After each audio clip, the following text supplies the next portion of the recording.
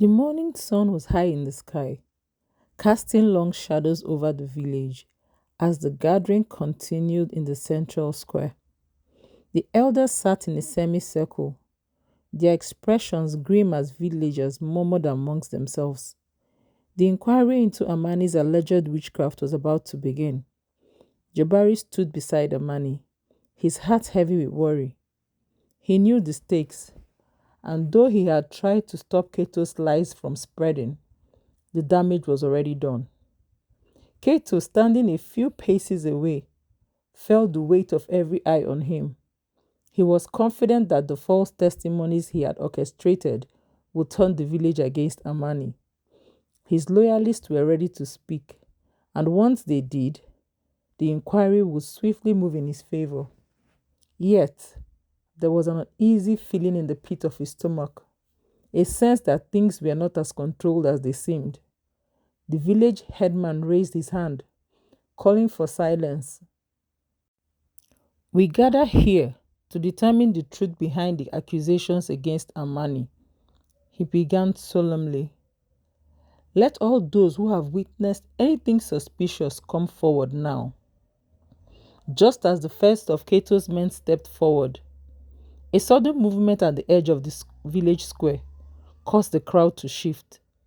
A woman appeared from the narrow path leading from the forest, walking with purpose, her head held high.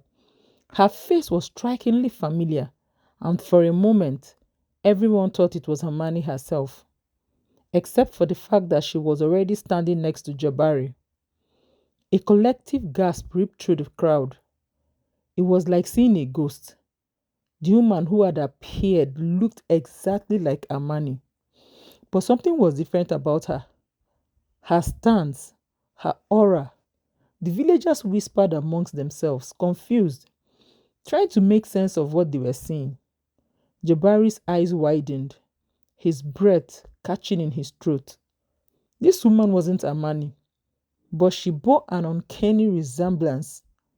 Before he could say anything, the woman walked straight to the elders, her voice steady and commanding as she spoke.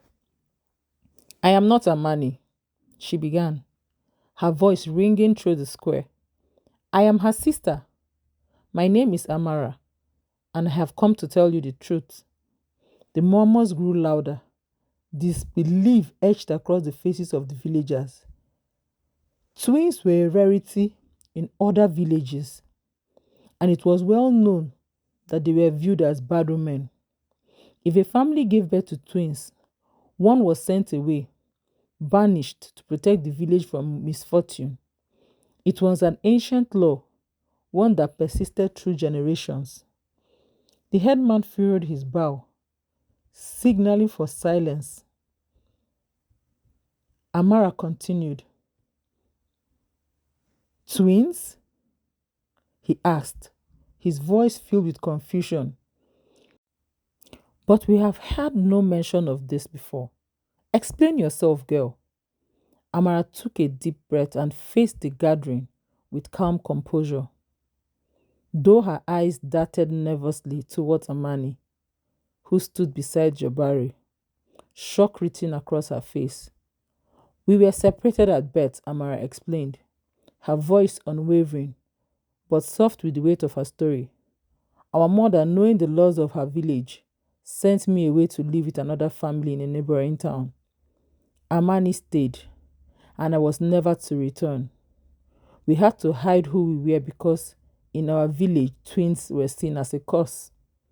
If anyone had known the truth, both of us might have been killed as infants. The crowd listened in stunned silence, the gravity of her words sinking in. The elders exchanged uneasy glances, unsure of what to make of this revelation. Amara continued, her voice growing stronger. When I heard my sister was being accused of witchcraft, I couldn't stay silent anymore because I had been visiting her for some time, always in secret, always at night. It wasn't a man who met with her by the river or in the woods. It was me. She turned her gaze towards the men who were meant to testify against Armani. The strange noises you heard, the shadows you saw, they were me, not Armani with any man. I couldn't come during the day because if anyone saw us together, they will know the truth. Even our grandmother doesn't know Armani and I are twins. She thought I was dead. We were separated. There was a shocked silence. Armani's face paled as the truth of her sister's words struck her. She was risking everything to save her. The elders, their faces clouded with uncertainty, conferred quietly amongst themselves. The headman raised his hand again and addressed Amara. If what you say is true, then why did you not reveal yourself earlier? Why did you choose to stay hidden? Amara met his gaze, her voice filled with sorrow. I didn't reveal myself because I was afraid. I was afraid of what the village might do if they knew we were twins from the neighboring town. I feared for my sister's life and for mine. It was safer for me to stay hidden and visit her only at night when no one will see us. But now with these false accusations, I can't stay in the shadows anymore. Amani has done nothing wrong. The accusations you've heard are based on lies. Jabari stepped forward, his voice thick with emotion. This explains everything, he said, his eyes on the elders. Amani is innocent. Amma is the one who came at night. The stories you've heard have been twisted, but now you know the truth. If you punish Amani, you're punishing an innocent woman. Kate, standing in the crowd, felt the ground shifting beneath him. His carefully laid plan had been shattered once again and had come crumbling. He could feel the weight of every lie pressing down on him. The witnesses he had bribed glanced at him nervously, unsure whether to continue with their false testimonies or stay silent. The headman, seeing the uncertainty in the crowd, spoke up. We will pause the inquiry. This new information must be considered carefully. Amara's claims will be investigated. The air was thick with tension and uncertainty. The headman sat with a council of elders, their faces lined with concern as they deliberated the fate of the twins.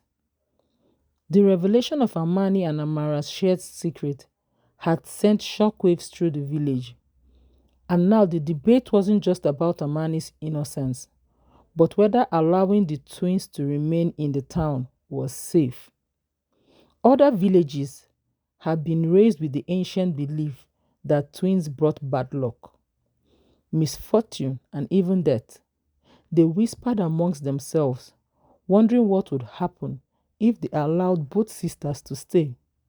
Would the crops fail? Would illness sweep through the village? The elders knew the weight of these beliefs, but also felt the tug of compassion for Armani and Amara, two innocent women whose only crime was being born under a village curse. The headman raised his voice, calling for the village to quiet down. The neighboring villages have long held the belief that twins are a sign of misfortune, he began. We are the only village that think otherwise. But we must also ask ourselves, are we to join them and cling to superstition, or can we learn to see beyond our old fears? If we banish these women, what does it say about us? A middle-aged farmer stood up, shaking his head. The law is the law. It has kept this village safe for generations. If we break and accept them who are considered cursed from their village, who's to say what will happen? They are cursed from their village. Welcoming them into ours, even though we don't agree with their custom, may be inviting the curses they carry into our land. What will happen to our crops? Will illness sweep through this village? That is a question we must ask ourselves. Another woman spoke up, her voice soft but firm. But what if we are wrong? What if these two women are not a curse, but a blessing? We must weigh their actions, not their birth. The debate raged on. some siding with tradition and others calling for change and for mercy. All the while, Keto sat on the outskirts of the crowd, his mind clouded. Everything he had schemed for was slipping through his fingers. Amara had shattered the lies he had spun, and now the village was left to decide her and Armani'S fate. As the debate swelled, Amara quickly slipped away from the crowd. She had seen Keto sitting alone, his face tense, his eyes darting nervously. She approached him cautiously, her heart heavy with what she needed to say. He didn't look up as she approached, but he knew she was there. Keto, she said softly, her voice cutting through the noise of the village. We need to talk. Keto looked up, his expression cold. What do you want? Come to gloat because of your little revelation that has saved you and your sister? Amara sighed, kneeling beside him, her tone persistent. I didn't come here to gloat. I came here to talk to you about what happens next for all of us.